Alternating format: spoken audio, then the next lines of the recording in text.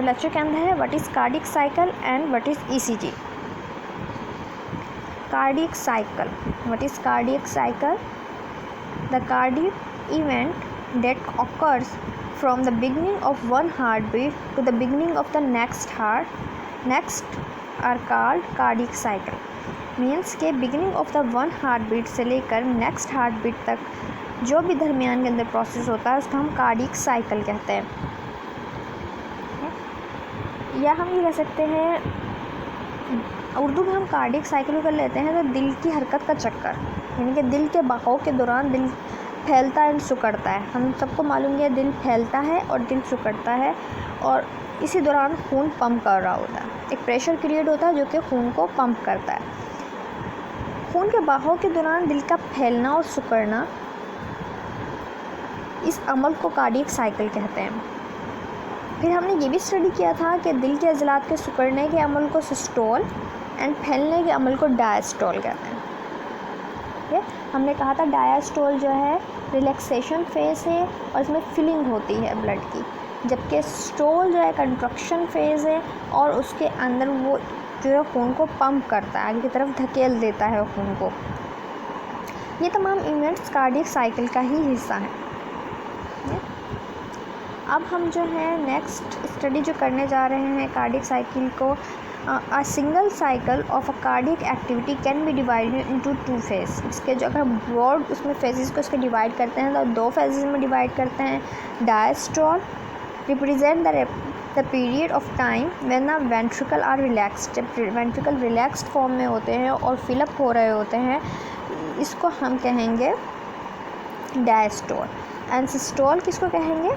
Systole represent the time during which the left and right ventricles connect and eject blood into the aorta and pulmonary arteries।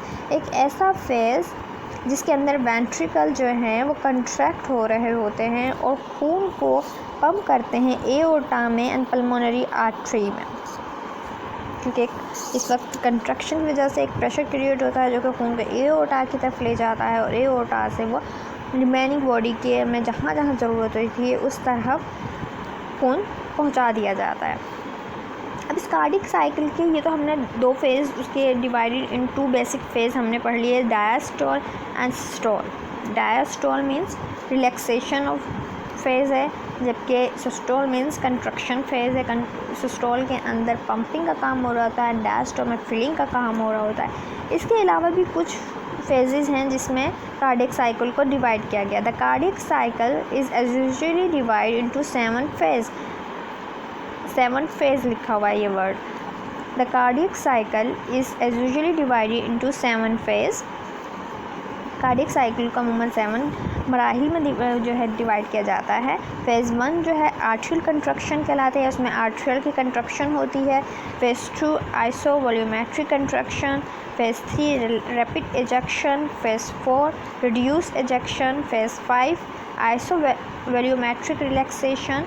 Phase 6 rapid filling and phase 7 reduced filling. Filling जहाँ पे आ रहा है आप लोगों को पता चलेगा, relaxation जहाँ पे आ रहा है उसका मतलब है डायस्टोल वाला फेज़ स्टार्ट है, जबकि जहाँ पे भी कंट्रक्शन आ रहा है या इजेक्शन का वर्ड आ रहा है उसका मतलब है कि सिस्टोलिक फेज़ यहाँ पे स्टार्ट हुआ है। मैकेनिकल इवेंट्स इन अगर कार्डियक साइकिल में देखें कि जो कार्डियक साइकिल है वो अमूमन 0.8 सेकंड लेता है कंप्लीट होने में। ठीक है, ये जो 7 स्टेजेस हैं, कहीं कहीं 8 स्टेजेस के तौर पे भी ये लिखी हुई होती हैं। ये तमाम की तमाम स्टेजेस 0.8 सेकंड के अंदर कंप्लीट होती हैं। ठीक है, यहाँ पर अब देखिए टाइमिंग के हिसाब से इन स्टेजेस को बताया गया है कि आर्टियल सिस्टोल 0.11 और 0.1 यहाँ पे दिखाया गया है टाइम पीरियड, जबकि वेंट्रिकल इवेंट्स में देखें तो हम वेंट्रिकल स्टोल जो 0.27 या 0.3 होती है इसकी, and isovolumetric contraction 0.05, ejection period 0.22, ventricular diastole 0.53 या फिर हम अप्रॉक्सीमेशन 0.5 ले सकते हैं, जबकि आर्ट्रियल डायस्टोल 0.69 है, इसलिए हम अप्रॉक्सीमेशन 0.7 लेते हैं। तो इसी तरह डिफरेंट फेजेस के टाइम पीरियड दिखाया गया है। तो टोटल अगर हम टाइम पीरियड देखते हैं अप्रॉक्सीमेशन 0.8 सेकेंड बनता है। इसलिए when an heart beat at a normal rate, अगर नॉर्मल रेट पे आपकी हार्ट बीट है 72 जो है per minute, duration of each heart beat cycle is about 0.8 second. Then उसका जो ड्यूरेशन होगा कार्डियक साइकिल वो 0.8 सेकेंड। लेकिन नॉर्मल सिचुएशन में हो सकता है इसमें वेरिएशन आ जाए according to some physiological changes, environmental changes, या कोई वर्कलोड आपके ऊपर ऐसा है उसके हिसाब से ये चेंजेस आ सकते हैं। नॉर्मली अमूमन 0.8 सेकेंड के अंदर कार्डियक साइकिल कंप्लीट हो जाता है।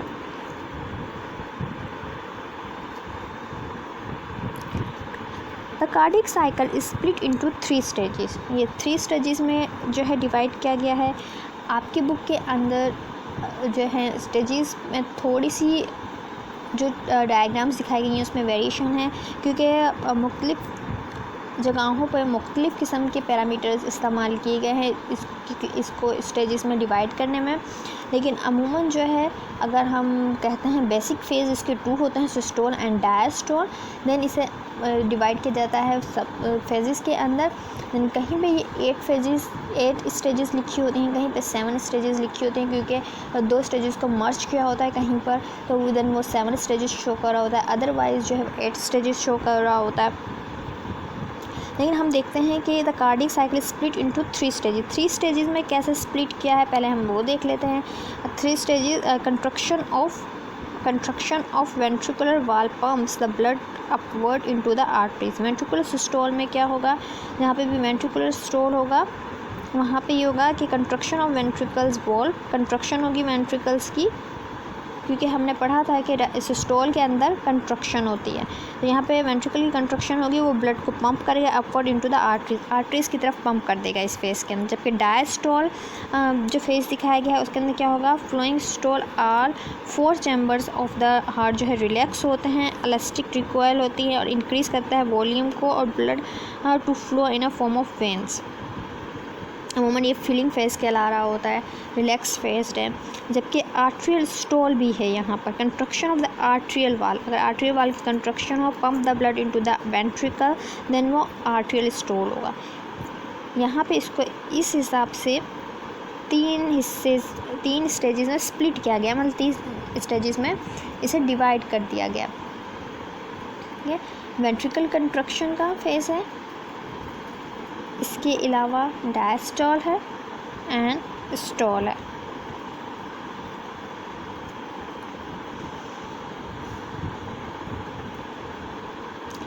Arterial events versus ventricular events out of the 0.7 seconds of arterial diastole। arterial diastole के जो 0.7 सेकेंड हैं इसके अंदर 0.3 सेकेंड या 0.2 एक्चुअली दिखाए गए हैं coincide with the ventricle systole. Ventricle systole होता है, then the ventricle diastole start हो जाता है at the last for the 0.5 second. 0.5 second तक डायस्टोल रहता है। देन उसके बाद later part of the arterial diastole coincide with the ventricle diastole for about 0.4 second तक रहता है। So the heart relax and hold 0.4 second. अमूमन देखिए यहाँ पे गोल दायरा बनाया गया जो 0.8 सेकेंड पर आके ख़त्म होता है। 0.1 सेकेंड से शुरू होता है और 0.8 सेकेंड पर ख़त्म होता है। ठीक है, इसी तरह अगर हम इसे 3 फेजेस में स्प्लिट करते हैं उस वक्त भी देखिए आर्टरियल स्टोल 0.1 सेकेंड में, वेंट्रिकुलर स्टोल 0.3 सेकेंड में, टोटल 4 सेकेंड हो गए। Then complete the cardiac cycle, complete the cardiac diastole, बाकी का डायस्टोल फेज़ है ये 0.4 सेकेंड गया। 0.4 सेकेंड में कार्डियक डायस्टोल है, बाकी आर्टरियल एंड वेंट्रिकुलर सिस्टोल जो है वो भी 0.4 सेकेंड में। तो टोटल यहाँ पे भी 0.8 सेकेंड में एक पीरियड जो है कंप्लीट हुआ है, एक साइकिल कंप्लीट हुआ है। इसी तरह अगर हम ब्लू वाले सर्कल की तरफ आते हैं तो ये 0.1 सेकेंड से स्टार्ट हुआ है जहाँ पे वेंट्रिकल सिस्टोल स्टार्ट हुआ है। देन वो 0.4 सेकेंड तक गया है, रेड कलर से जो है जाहिर किया गया है। उसके बाद वेंट्रिकल डायस्टोल दिखाया गया 0.5 सेकेंड से लेकर 0.8 सेकेंड तक। दरमियान में आर्टरियल डायस्टोल है, क्योंकि दरमियान में जो मंशन है वो 3 जो है स्प्लिट किए गए हैं स्टेजेस में, arterial systole, ventricular systole and diastole. आप देख सकते हैं किस तरह टाइम पीरियड में इनको मेंशन किया गया। सिस्टोल जो है वो रेड कलर से ज़ाहिर किया गया है और डायस्टोल ब्लू कलर से ज़ाहिर किया गया है। यहाँ पे आपको क्लियरली नज़र आ जाएगा ताकि आप अपनी नोटबुक पे ड्रा कर सकें कि किस टाइम पीरियड पर कौन सा स्टेज चल रहा था। वेंट्रिकुलर जो सिस्टोल है वो 0.1 से स्टार्ट हुआ, 0.4 पे एंड हुआ है। देन 0.5 सेकेंड से वेंट्रिकुलर डायस्टोल स्टार्ट हो गया और वो 0.8 पे ख़त्म हुआ है और दरमियान में आर्ट्रियल डायस्टोल जो है वो मौजूद था। Phase of the cardiac cycle. Phase of the cardiac cycle में क्या है कि atrial systole begins atrial contraction force blood into the ventricle. जैसे आर्ट्रियल सिस्टोल होता है शुरू, तो आर्ट्रियल कंट्रक्शन जो है फोर्स करती है ब्लड को वेंट्रिकल के अंदर पंप कर देती है ब्लड को। जैसे ही आर्ट्रियल कंट्रक्शन स्टार्ट होता है और उसको हम कहते हैं आर्ट्रियल सिस्टोल। फिर उसके बाद वेंट्रिकुलर सिस्टोल में क्या होगा, फर्स्ट फेज़ है ये। Ventricle systole contraction push AV बोल्ट क्लोज्ड, और इसमें AV बोल्ट क्लोज्ड हो जाते हैं और ventricular contraction pushes AV valves closed हो जाते हैं। वेंट्रिकुलर सिस्टोल में क्या है, सेकंड फेज़ के अंदर सेमिनरी बोल्ट ओपन्स होते हैं and blood is ejected, blood को पंप आउट कर देते हैं। वेंट्रिकुलर डायस्टोल अर्ली में क्या है, similarly valves close and blood flow into aorta की तरफ ब्लड को धकेल दिया जाता है जैसे ये वॉल्व्स बंद होते हैं, सिमिलरी वॉल्व्स बंद होते हैं जब। उसके बाद वेंट्रिकुलर डायस्टोल लेट फेज़ में क्या है, चैम्बर्स रिलैक्स करते हैं एंड ब्लड फिलअप करता है वेंट्रिकल्स में ब्लड फिलअप होता है, चैम्बर्स रिलैक्स कर रहे होते हैं। इन्हीं तस्वीरों के नीचे देखिए ECG की लाइंस ड्रॉ किए गए हैं। ये ग्राफ्स ECG ग्राफ जो है वो ड्रा किया गया है।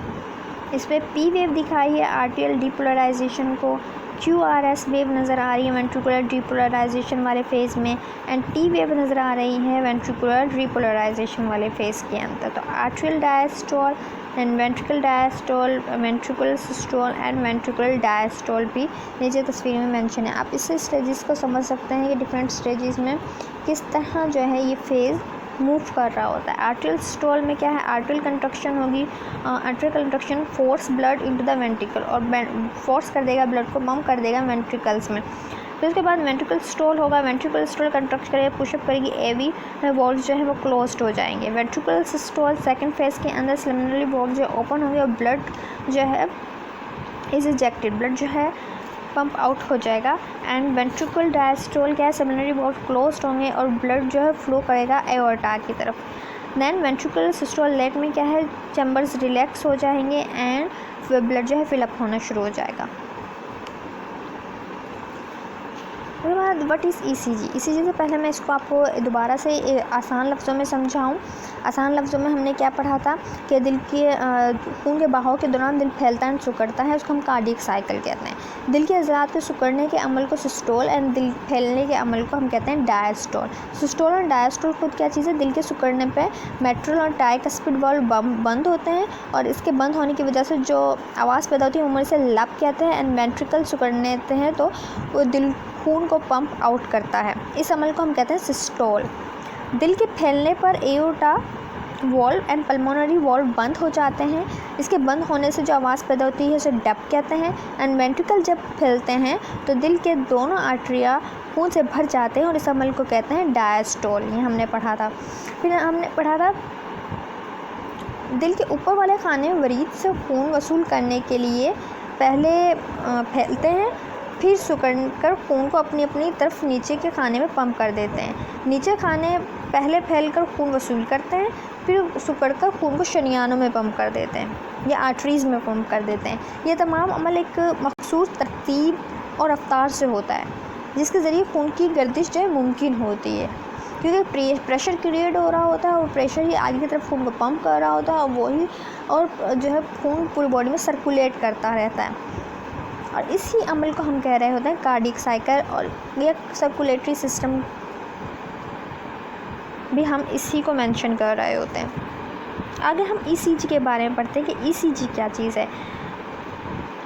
ECG क्या है, इलेक्ट्रोकार्डियोग्राम। अगर हम ECG का फुल फॉर्म लें तो होगा इलेक्ट्रोकार्डियोग्राम। ठीक है। Electrocardiogram is a test to measure the electrical activity of heart.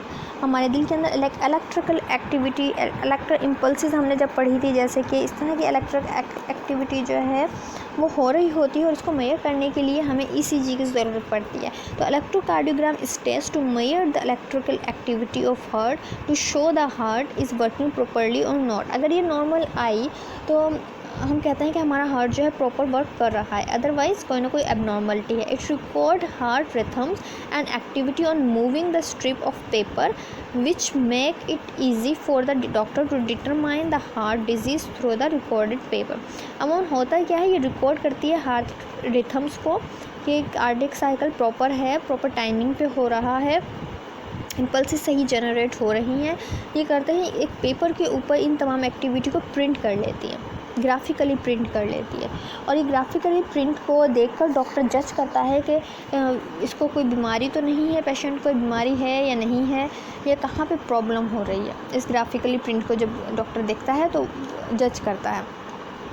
तो इसलिए हम कह सकते हैं कि इलेक्ट्रोकार्डियोग्राफी क्या चीज़ है, एक ऐसी टेक्निक है जो इलेक्ट्रिकली एक्टिविटी ऑफ हार्ट को स्टडी करने के लिए इस्तेमाल होती है, या हार्ट की एक्टिविटी को डिटरमाइन करने के लिए इस्तेमाल हो रही होती है।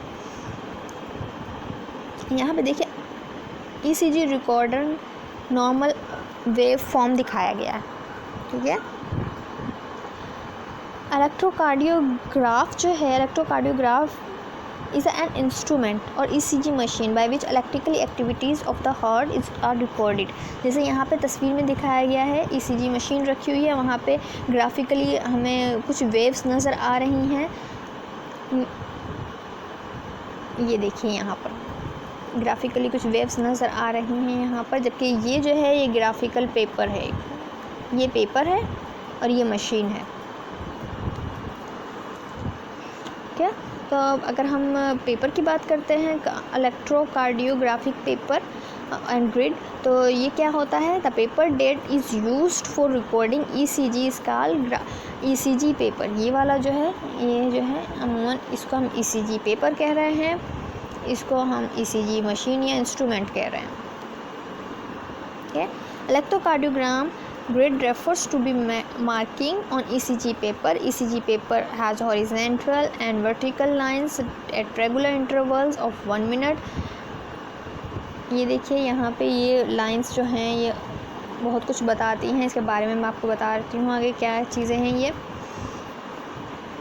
नीचे देखिए पैटर्न दो है, P वेव्स है, PR इंटरवल्स, QRS कम्प्लेक्स बना हुआ है, and ST segment and T waves हैं। इन्हें डिफरेंट नामों में डिवाइड किया गया है, डिफरेंट नामों में डिवाइड किया। इससे पहले मैं आपको, आप इस पिक पे फोकस कीजिए, यहाँ पे देखिए इसके बॉडी के ऊपर डिफरेंट किस्म के ECG लीड्स लगी हुई हैं। ECG is recorded by placing series of electrodes. ये इलेक्ट्रोड्स जो हैं इधर इस बॉडी पर लगे हुए हैं, on a surface of the body ये लगाए जाते हैं, और फिर ये हमारी जो इम्पल्सेस हैं या जो इलेक्ट्रिकल एक्टिविटीज़ हैं उनको डिटेक्ट कर लेते हैं, और हमें मशीन में इलेक्ट्रोकार्डियोग्राम में ये ग्राफिकल रिप्रेजेंटेशन नज़र आ रही होती है।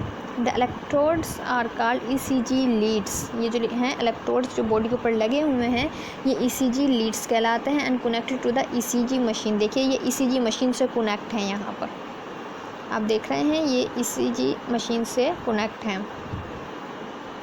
यहाँ पे देखिए यहाँ से इस तरह कनेक्ट हुए हैं ECG मशीन से।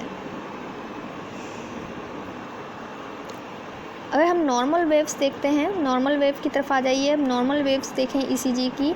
Normal ECG waves consist of waves complexes हैं। ये देखें मुख्तलिफ़ किस्म के बने हुए, जैसे कि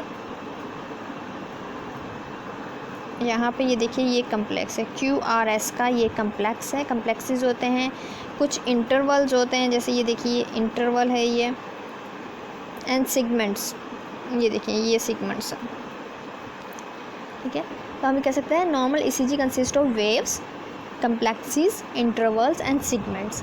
waves of the ECG recorded by limb lead two and considered as a typical wave. Normally electrocardiograph has a flowing waves PQRST। PQRST wave रखते हैं आप। यहाँ पे ये नाम देख सकते हैं, इनके डिफरेंट किस्म के नाम हैं। ये P है, ठीक है, QRST,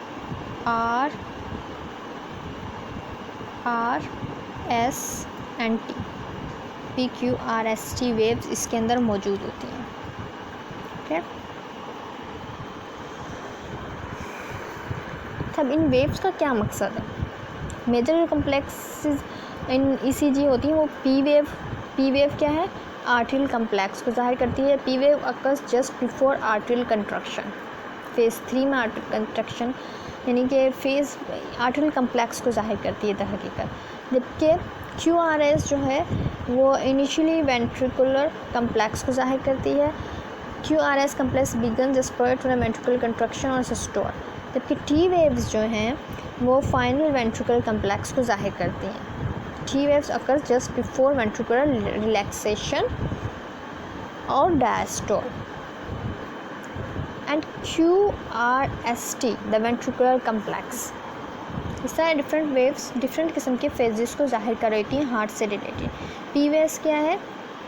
जैसे हमें पता है आर्टरियल कम्प्लेक्स होगा। QRS जो कम्प्लेक्स है वो इनिशियल वेंट्रिकुलर कम्प्लेक्स को ज़ाहिर करेगा। T waves final ventricular complex को ज़ाहिर करेंगे। डिफरेंट फेजेस के हिसाब से ये वेरिएट होती हैं।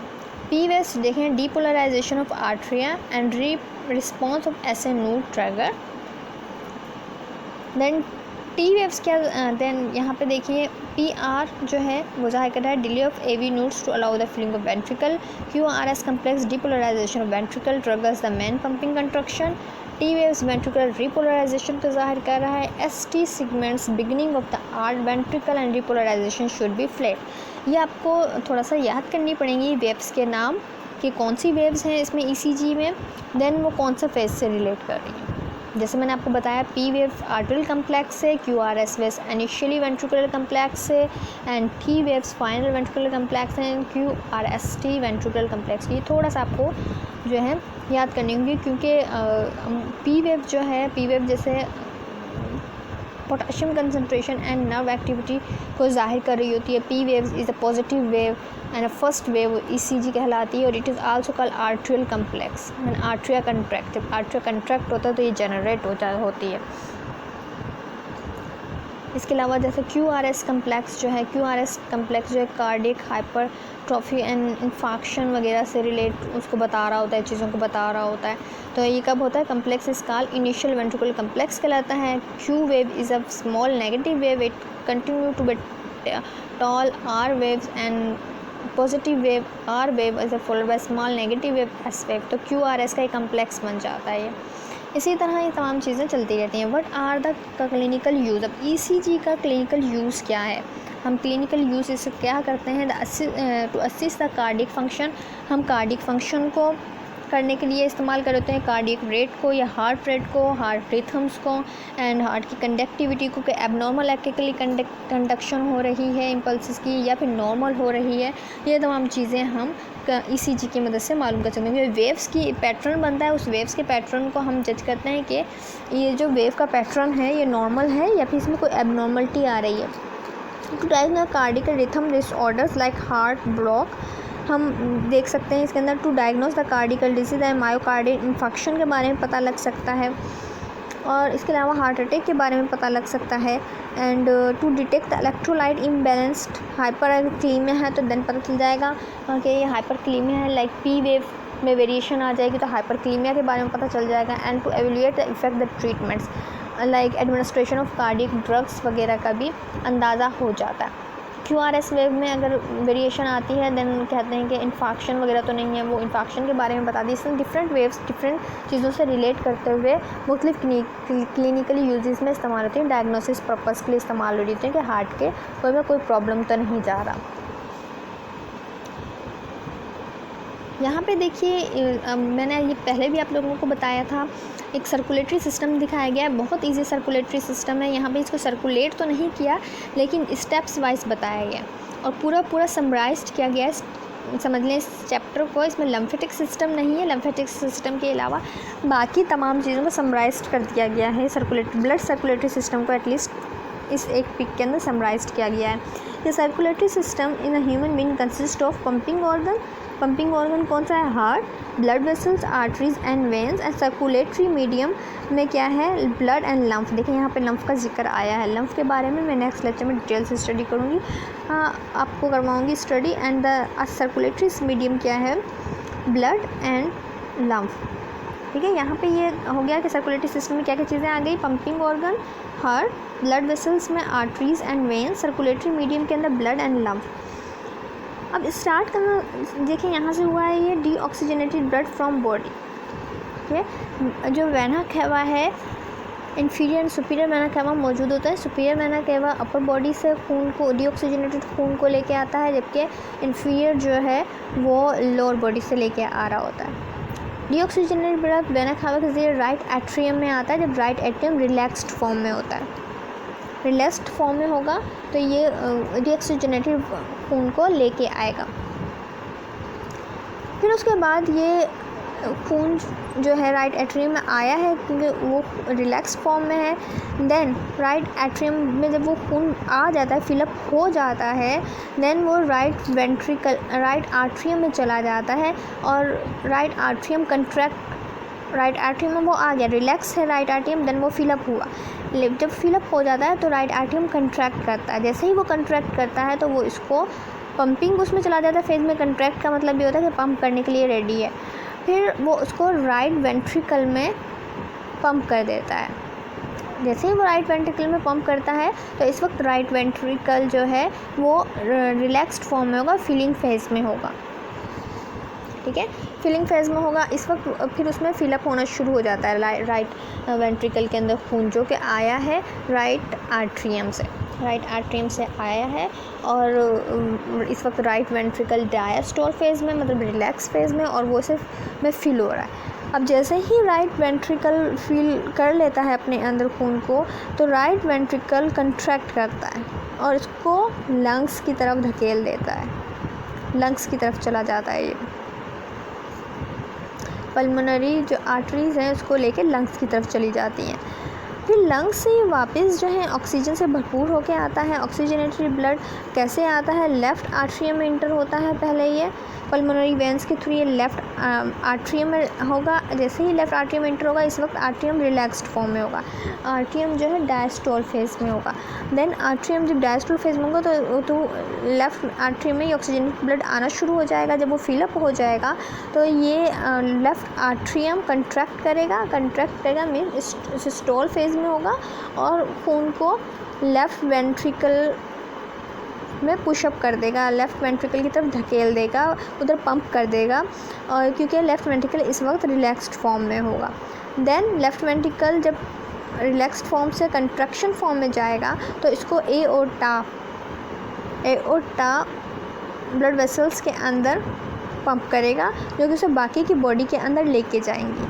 इस तरह अब वो बाकी की बॉडी के पार्ट्स में पहुंच जाएगा। ये देखिए इस तरह ये एक साइकिल बनता है। डीऑक्सीजनेटेड ब्लड वेना कैवा के थ्रू जो है बॉडी से आया राइट एट्रियम में, फिर राइट एट्रियम से ये राइट वेंट्रिकल में गया, राइट वेंट्रिकल से देखिए ये लंग्स की तरफ गया। लंग्स से में ऑक्सीजनेटेड ब्लड वापस आया है पल्मोनरी वेंस के थ्रू, और देन ये लेफ़्ट आर्ट्रियम में आया है। लेफ़्ट आर्ट्रियम इसको लेके गया है। जब लेफ़्ट आर्ट्रियम कंट्रैक्ट किए तो ये हो गया लेफ़्ट वेंट्रिकल में। लेफ़्ट वेंट्रिकल से ये होता हो एओर्टा में, एओर्टा से बाकी बॉडी में। तो ये एक साइकिल ही बनता है पूरा एक। इसको ना blood circulation in human heart, तो ये blood circulation in human heart कहलाएगा। अब आपको ये क्लियर हुआ कि किस तरह जो है चीज़ें एक दूसरे से कनेक्ट हैं, हमारा सर्कुलेटरी सिस्टम एक दूसरे से कनेक्ट है। आप ये देख सकते हैं कि हमने अभी लास्ट लेक्चर में हमने पढ़ा था कार्डियक साइकिल के बारे में, इम्पल्स के बारे में, ब्लड प्रेशर के बारे में, हेमरेज के बारे में।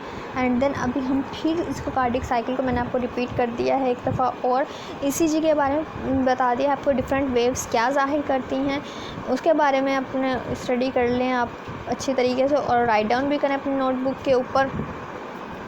आपको सिंपल सा ये एक साइकिल मैंने जो है यहाँ पर ड्रॉ करके दिखा दिया है, या आप अपनी नेचर नोटबुक पे इजीली ड्रॉ कर सकते हो।